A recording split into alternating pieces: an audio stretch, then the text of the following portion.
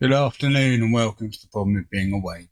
It's Ben and I'll talk at you as long as you want to listen. Big news today and always worth celebrating a woke downfall.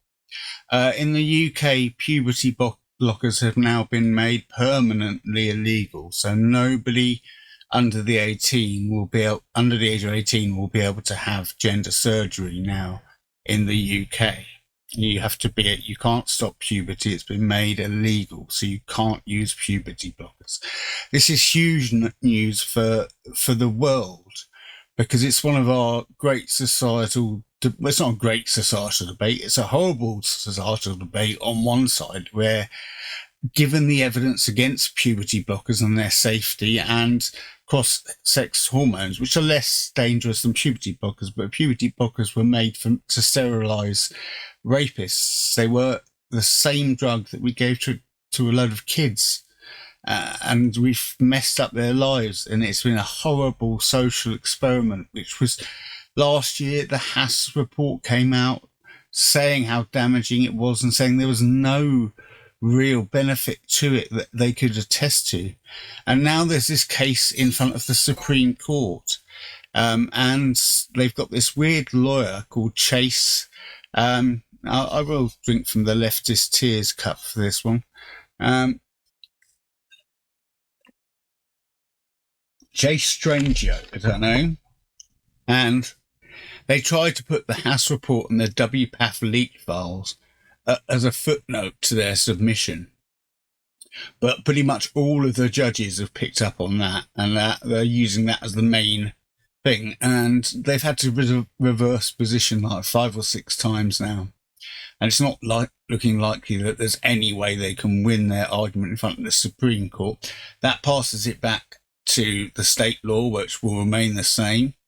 It will encourage other states to put it in, and it will also make it easier for Donald Trump to put a blanket ban on puberty blockers and any kind of medical intervention when it turns to gender dysphoria until the age of 18, which will bring back the era that we used to have before transmania occurred, where just gender dysphoria wasn't taught in schools. It wasn't indoctrinized into younger people, which is what it was. I mean, the queering of schools became the making queer the normality and everything else to be the extreme.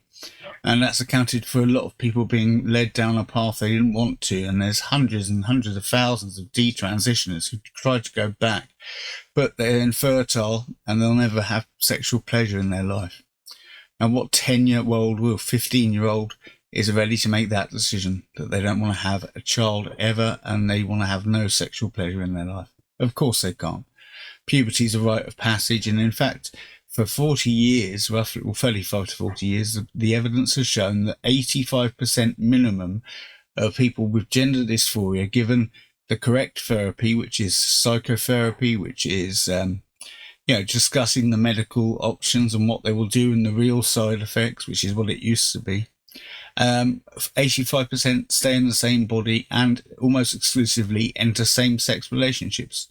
So the confusion they felt was being gay. But now we've had this transmania where any confusion is directed in the world of gender abnormality as a kind of direct result of any kind of mental health confusion. It's taken over most of mental health funding, for Christ's sake. And it's an absolute myth.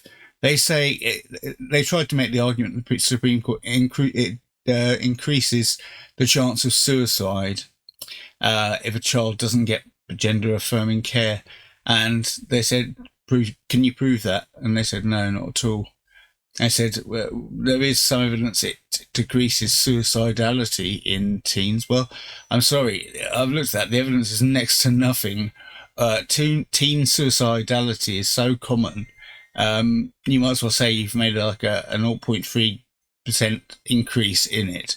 When the actual, the evidence they do have, and both WPATH have it, and so should every American Psychological Association, but they don't necessarily employ it. What they don't like to admit is the absolute suicide rate that's associated with trans surgery. The only evidence that we have is that it is at its peak 2 years after successful trans surgery. And I'll remind you all that trans surgery is only successful 1 in every 2 attempts. That's the worst type of elective surgery anywhere. So hopefully this will clear the way for our European partners, our American partners, and everybody who wants to get culture back to normal to put this Pandora's box down, close it, and not bring up the crazy bit again, and put everything back to where it should be, which is adult on adult making decisions based on their future and nothing more, and no pressure and no NGOs and no nothing to try and trans the kids, because you're not going to win this argument because it repulses most people. Okay, so you're not going to win it for the small minority because it repulses most people. It goes against biological science, and you've got no facts to back up any of your arguments. And that's what's happening in the Supreme Court. So anyway, that's enough from me. You be good, I'll be lucky, and I'll speak to you soon. Always great to win one for the woke, the anti-woke team. So hooray. And it's not really, I didn't get animated. Hooray! There you go. I'll speak to you soon. You be lucky, I'll be good.